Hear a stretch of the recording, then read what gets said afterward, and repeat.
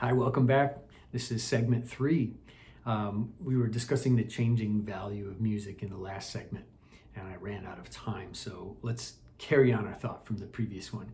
We were discussing 18th and 19th century and the explosion of sheet music, the sheet music market, and sheet music as a commodity. Now, another important change that happened in the same time period is that these musical events changed not only from the professional player and composer performer to more amateur players playing music, but also the place where music was performed was being altered. We're no longer hearing music as often in the churches or in recital halls, concert halls, or theaters, places designed where music could be revered and the exclusive event was music.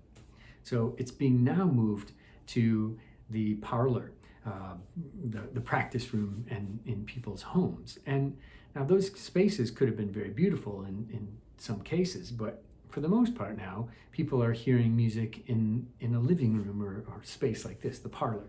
And it's not nearly as beautiful, and there's probably dogs barking and kids running around and dishes clanking in the background and so forth. So the beauty and serenity of music is being challenged, let's say. Okay, so these sacred spaces that music used to occupy is sort of being pushed down into less desirable places, let's just say that. Now, let's move on. In the 20th century, of course, electronics and recording changed everything greatly. The recordings removed the performer completely from the equation. Now, if you don't think that's a big deal, it's tremendous. The live performance aspect of music has completely disintegrated since the time, or nearly disintegrated.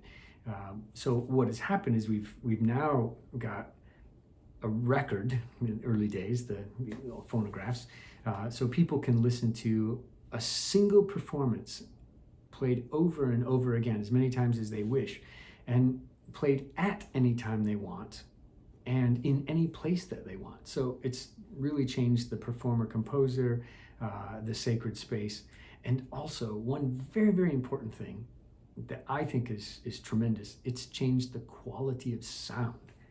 We're now listening to a record being played on a sound system, and some of these can be very nice if you have really, really good equipment, but it's not the same. It's not the same thing to hear someone playing piano through a stereo as opposed to having it heard in a beautiful concert hall being played on a 9-foot Steinway. They're not the same thing. They are not the same experience. So the experience of music for the general public is changing quite greatly at this time in the 20th century. Now, along with this, and it's a parallel movement in the arts, beauty, consonance over dissonance is starting to be upset, and dissonance is now sort of the favored sound over consonance. And we see that with the works of Arnold Schoenberg and even Stravinsky and some others early in the 20th century. The parallel movement in the arts would be what Marcel Duchamp did with entering a porcelain urinal in an art contest as a found art piece. And the idea wasn't so much that the art piece itself was so beautiful, but what he was trying to say was that art is basically everywhere, and it could be anything. It doesn't have to be something that was painted or created. So the 20th century, the changes there are simply enormous, and we may not think of them all that often, but they have ultimately altered the course of music. Then, if we take the 21st century, the century we're in now, and we look at the changes that have happened just in the last, say, 20, 30, maybe 40 years. Hang on one second as I draw something up here to aid my memory, if I can.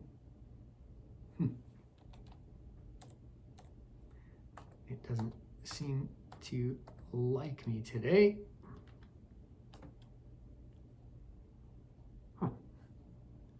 Hang on one second, I'll be right back.